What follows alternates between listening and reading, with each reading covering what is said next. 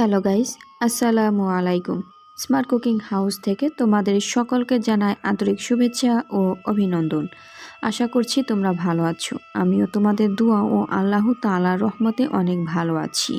Thumbnail দেখে তোমরা বুঝতে পেরেছো যে আজ আমি কী রেসিপি শেয়ার করব। হ্যাঁ বন্ধুরা, আজ আমি রুটির রেসিপি শেয়ার করব। তো চুলা অন করে একটি পাতিল বসিয়ে দিয়েছি, তাতে পরিমাণ মতো পানি দিয়েছি। এবার সামান্য লবণ দিয়ে দিয়েছি, একটু নেড়েচেড়ে পানি ফুটিয়ে নেব।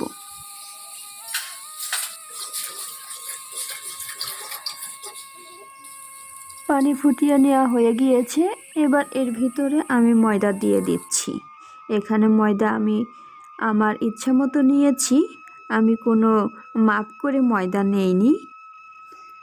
রুটি বানাতে অনেক সময় লাগে বলে আমরা অনেকেই রুটি বানিয়ে খাই না, তবে অনেক ইজিভাবেও রুটি বানানো যায়। পরবর্তীতে আমি সেই রেসিপিগুলো তোমাদেরকে শেয়ার করব। পিড়ে বেলুন দিয়ে কিভাবে রুটি বানানো হয় সেই রেসিপিটি তোমাদের সাথে শেয়ার করব। এবার আমি আটা পানির সাথে নেড়েচেড়ে মিক্সড করে নিচ্ছি। তো মিক্সড করা হয়ে গিয়েছে, এবার নামিয়ে নিয়ে আটা ভালোভাবে মুথে নিব। তোমরা যারা আমার চ্যানেলটি এখনও সাবস্ক্রাইব করো নাই, খুবই দ্রুত আমার চ্যানেলটি সাবস্ক্রাইব করে দাও।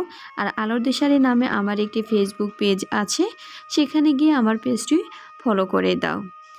তোমাদের সাথে কথা বলতে বলতে আমি আটা মুথে নিয়েছি। আটা মুথে নেওয়া হয়ে গিয়েছে। এবার মুথে নেওয়া আটাগুলো থেকে গোল গোল আকারে কিছু লিচি বানিয়ে নিব। তো লিচি বানিয়ে নিয়েছি। এবার এই লিচিগুলো আরও ভালোভাবে মুথে নিয়ে গোলাকার শেপ দিয়ে নিব। একটা তৈরি হয়ে গিয়েছে, এবার একটি প্লেটে রেখে দিচ্ছি। এভাবে সবগুলো বানিয়ে নিব।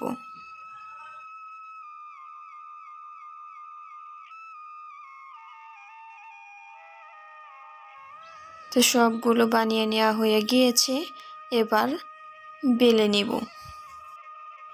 একটি লিচি নিয়েছি এবং সামান্য আটা জড়িয়ে নিয়েছি। এবার লিচিটি ভালোভাবে বেলে নেব। রুটিটি আমার পছন্দ মতো আমি বেলে নিচ্ছি। অনেকটাই বড় হয়ে গিয়েছে, এবার নামিয়ে নিব। এইভাবে সবগুলো রুটি আমি বানিয়ে নিব। যাদের অনেক ডায়াবেটিস আছে তাদের জন্য এই রুটি খুবই উপকারী। যখন রুটি বানিয়ে খাই তখন মনে হয় রুটির সাথে পরোটা ভেজে নিলেও ভালো হয়। এর জন্য আমি কয়েকটা পরোটাও বানিয়ে নিব। যখন রুটি বেলা শেষ হয়ে যাবে তখন আমি পরোটা বানিয়ে নিব।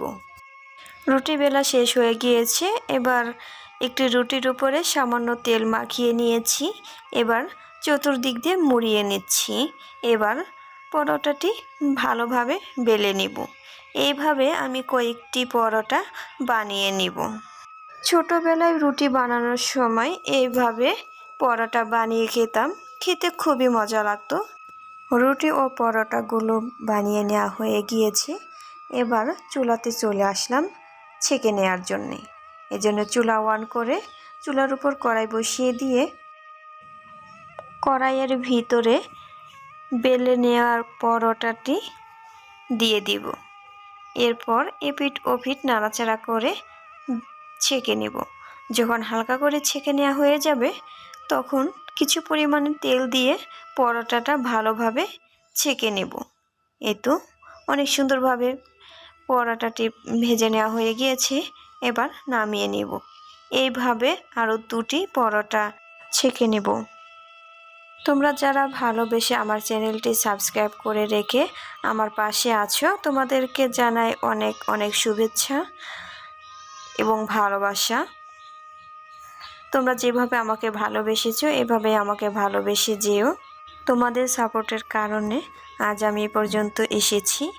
পরোটাগুলো ছেঁকে নেওয়া হয়ে গিয়েছে, এখন রুটিগুলো ছেঁকে নেব। পরোটার মতোই রুটিগুলো ছেঁকে নেব, শুধু পরোটায় তেল ব্যবহার করেছি, রুটিতে তেল ব্যবহার করব না। এইভাবে সবগুলো রুটি ছেঁকে নেব। আজকের রেসিপিটা তোমাদের কাছে কেমন লেগেছে তা আমাকে অবশ্যই কমেন্টস করে জানাবে। ভিডিওটি না টেনে দেখে সম্পূর্ণ ভিডিওটি দেখবে, সাথে লাইক, কমেন্ট, শেয়ার ও সাবস্ক্রাইব করতে ভুলবে না। আজ এখানে বিদায় নিচ্ছি, আবার দেখা হবে নতুন কোনো ভিডিওতে। সেই পর্যন্ত ভালো থেকো, সুস্থ থেকো। আল্লাহ হাফিজ।